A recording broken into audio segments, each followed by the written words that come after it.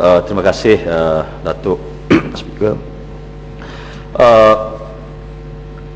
Pak Menteri, saya sebenarnya bukan tidak bersetuju dengan pembentangan pindaan mengenai seperti yang dicadangkan, tetapi saya mengatakan di sini untuk tujuan rekod keutamaan Jabatan Perdana Menteri bagi hal undang-undang tidak bertepatan dengan keadaan masyarakat Malaysia pada hari ini. Benar isu perundangan mampu menyelesaikan masalah masyarakat, tetapi saya mencadangkan Yang Amat Menteri melihat perundangan juga mampu menyelesaikan permasalahan kemiskinan. As in, the legal empowerment can also eradicate poverty. Apa yang saya masukkan di sini ialah di sebuah negara yang tahap pembangunannya sudah hampir 50 tahun lebih, apabila isu seperti integrity belum selesai, isu dengan izin access to justice belum selesai, isu empowerment ataupun isu memperkasakan masyarakat belum selesai, saya rasa isu terakhir yang nak bincangkan ialah isu mengenai isu bidang kuasa, isu berapa juta untuk mahkamah session dan sebagainya. Itu bagi saya ialah isu yang terakhir yang akan dibincangkan. Datuk Ketua, kira-kira pada 2008, satu Suruhanjaya telah dibentuk oleh UNDP untuk kepentingan semua negara-negara di dunia, yang mana telah mencadangkan perkara-perkara yang mampu menyelesaikan masalah kemiskinan melalui pendekatan perundangan. Dengan izin apa yang dipanggil sebagai Commission of Legal Empowerment for the Poor.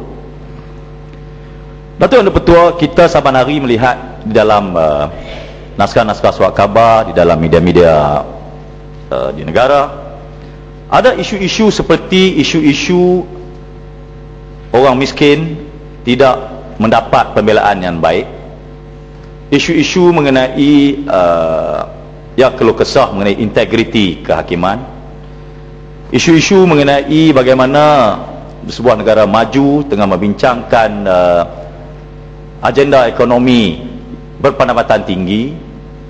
Kita masih lagi lihat, saya beri contoh di balik pulau, ya betul ada mahkamah magistrate.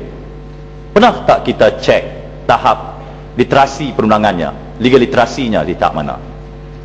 Pernahkah kita fikir bagaimana apa dipanggil sebagai access to justice juga merupakan satu indikator ataupun kayu penunjuk untuk satu agenda yang dipanggil sebagai development policy. Datuk Ketua, terbukti oleh kerangka Bank Dunia, kerangka bangsa-bangsa bersatu, kalau agenda yang saya katakan tadi, integrity, agenda access to justice, agenda legal empowerment itu dibuat, dia menyumbang secara langsung kepada ekonomi ataupun dengan izin economic success of ataupun kita panggil kemewahan ekonomi. Tetapi dengan izin, the flip of the coin ataupun secara reverse-nya pula, Datuk Ketua, kegagalan sebuah negara menyelesaikan isu ini juga menyumbang kepada isu ekonomi. Terbukti laporan negeri-negeri, negara-negara dunia yang gagal mengenai isu dengan tadi saya katakan access to justice, isu integrity, telah memberi impak langsung kepada tahap ekonomi. Kita tengok Indonesia dengan agenda kita panggil izinnya law reformnya, reformasi perundangannya, memberi impak langsung kepada ekonomi. Dan pada masa yang sama, bukannya terbentuknya mahkamah perlembagaan, terbentuknya asas-asas yang kita katakan tadi proseduralnya, itu tidak. Yang dipentingkan oleh warga dunia ialah di mana isu-isu tadi itu, isu integriti. Saya beri contoh yang ditekankan di Malaysia ialah KPI.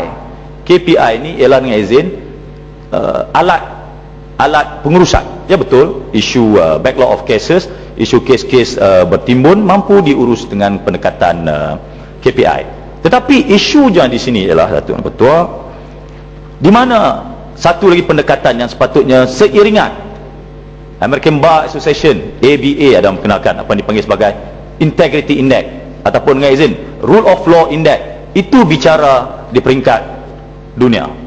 Kenapa? Kerana akhirnya sekali yang akan menjadi kayu ukur ataupun satu kita panggil sebagai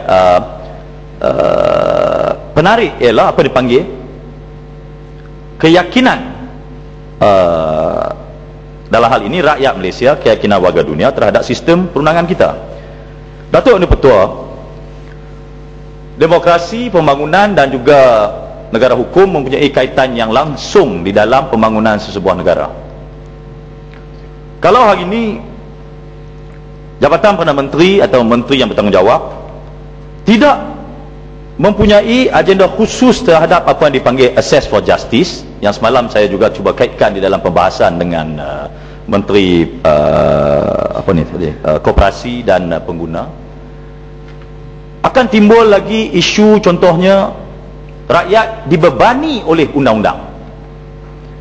Undang-undang sistem wujud bukan untuk membeban, dengan izin. Sebab itu kita kena berhati-hati dalam hal ini, kerana kita tidak mahu yang diluluskan di Dewan ini menjadi beban kepada rakyat. Dengan izin, certain struktur tertentu kadang menjadi dinosaur, menjadi beban. Kerana isu di sini keberkesanannya bukannya isu orang kata apa bangunan besar, bangunan kecil, isunya isu integriti. Sebab itu saya yakin, saya menyinggung Bukit Gelugor, saya tahu kenapa dia tidak putus-putus memperjuangkan isu apa dipanggil integriti kehakiman. Tidak putus-putus. Saya tengok, saya kagum. Itu satu benda saya belajar Bukit Gelugor. Menteri, orang takkan bangga dengan Malaysia kalau kita datang kita ada istana kehakiman. Dulu istana keadilan, tiba-tiba perkataan keadilan hilang, justice hilang di dalam kamus Malaysia, timbul dengan kehakiman. Tak apa, tapi kita segan silu untuk bercakap mengenai keadilan, kerana mungkin ada perkara-perkara yang menjadi kita segan.